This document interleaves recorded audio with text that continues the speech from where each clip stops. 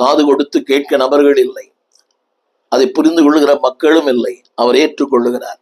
இன்றைக்கு நம்ம சொல்லும் போது அதை வாதம் பண்ணுகிற மக்கள் ஏராளம், பட்டிமன்றம் பேசுகிற மக்கள் ஏராளம். ஏன் வந்தது, எதனால் வந்தது, நான் அன்னைக்கே இப்படி சொன்னேனே, அதை செஞ்சிருந்தா வந்திருக்காதே, இதை செய்திருக்கலாமே, இப்படி பண்ணிருக்கலாமே. இன்றைக்கு வாதங்கள் தான்.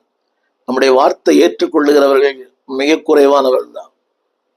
பெற்றோரின் வார்த்தைகளை பிள்ளைகள் ஏற்றுக்கொள்வதில்லை, கணவனின் வார்த்தையை மனைவி ஏற்றுக்கொள்வதில்லை. அதே போலதான் மனைவியின் வார்த்தையும் கணவன் ஏற்றுக்கொள்வதில்லை, ஊழியின் வார்த்தைகளை விசுவாசிகள் ஏற்றுக்கொள்வதில்லை. ஆனால் இங்கே சொல்லப்படுறது, அவர் ஏற்றுக்கொண்டார். என் புலம்பலை, என்னுடைய வேதனைகளை, என் கண்ணீரை, என் பாடுகளை, அதில் சொல்லப்பட்டிருக்கிறது, ஏற்றுக்கொண்டார். இரண்டாவது, என் துக்கங்களை ஏற்றுக்கொண்டார், என் பாடுகளை ஏற்றுக்கொண்டார், என் சிறுமை ஏற்றுக்கொண்டார்.